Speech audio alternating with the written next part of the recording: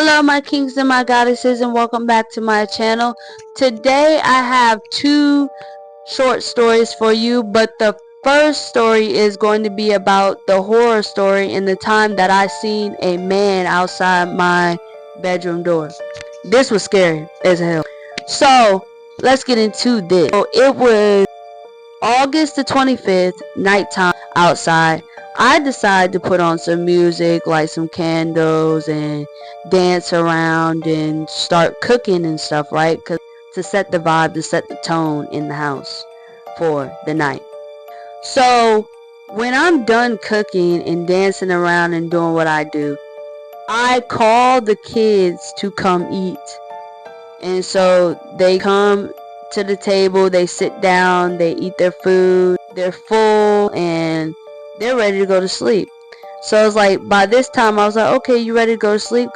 So I walked them down the hallway into their room, and then I laid them down to sleep, turned the light off, closed the door, and then I'm walking down the hallway to my bedroom, getting ready to just lay down and chill, but not like lay down and go to sleep right yet. So then I started scrolling through TikTok, Instagram, Facebook, and all that stuff, like for an hour. And then once I got done with that, it was already 1 a.m. It's when I decided to lay down and have great dreams, right? It was like me jumping out of the sky, amazing. And then all of a sudden, something came over me like, Danny, you gotta wake up because there's someone in the house.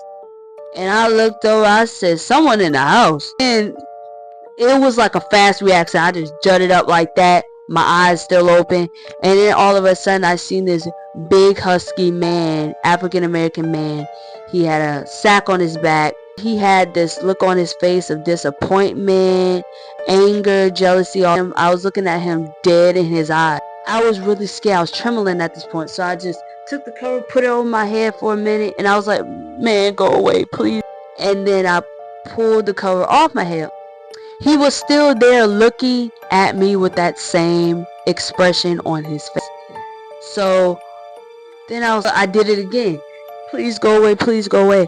And then I pulled the cover off, and he still wasn't gone. And then when I blinked my eyes like this, then he disappeared.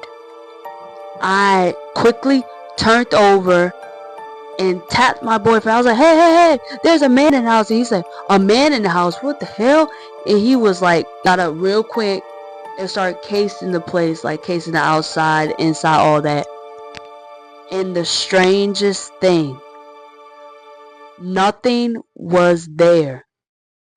Not a trace of him was there.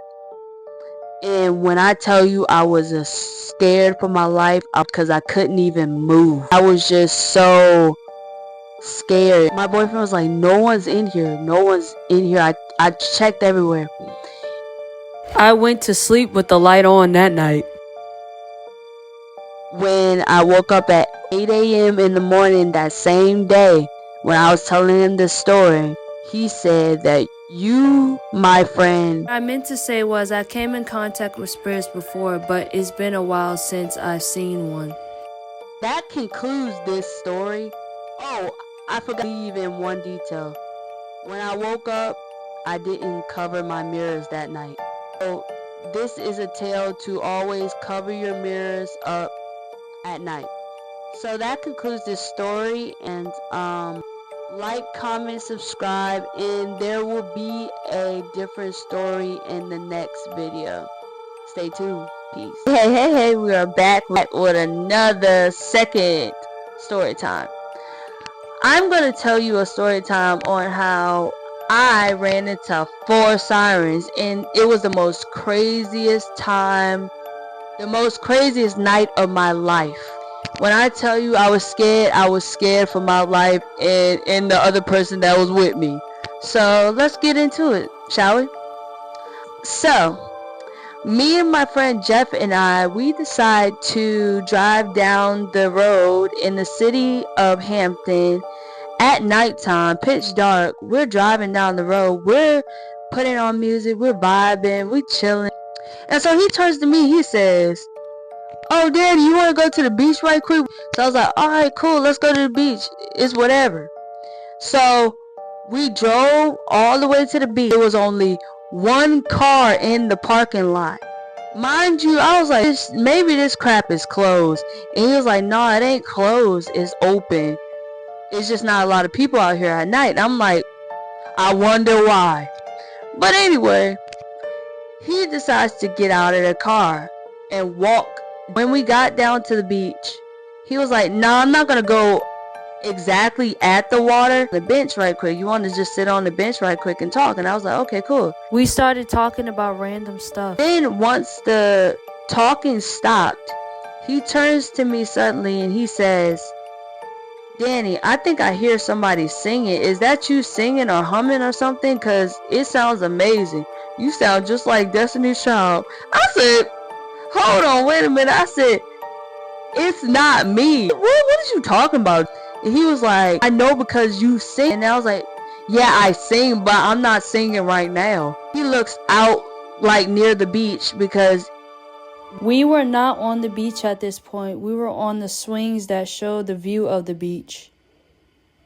so he looks out there. He was like, "Whoa." He was like, "Danny, I see 4 ladies sitting there like dancing around, and then I think it's them singing." I was like, "Nah, do not go over there, bruh." I was like, "No, don't." He was like, "Why?" I was like, "Because they're trying to lure you to the water. Do not go. I'm trying to tell you. I know these things. I'm spiritually aware." Like, he was like, "Alright, I ain't gonna go over there." And then he ends up, because the voices got louder and enchanting, that he decides to walk near the water where those 4 women are dancing around and singing. And so I'm like, I was running after him. I was like, "Where are you going?" And he was like, "I'm going to go see what that noise is. They sound amazing. I'm about to go like see what they talking about. What they doing, what they singing." I was like, "Oh my God." I was like, "No, do not go over there because they are going to try to lure you in the water and they're going to kidnap you, and I'm not going to be able to get away to get you out of this situation."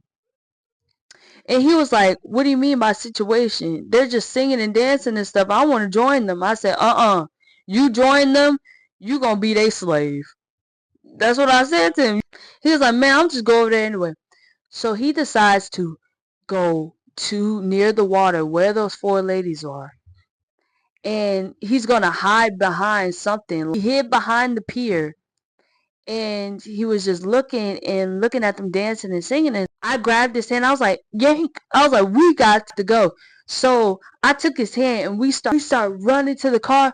He was like, "I still hear them singing." I was like, "Man, they don't sound like no darn Destiny's Child like you was saying. They sound like some retired karaoke singers."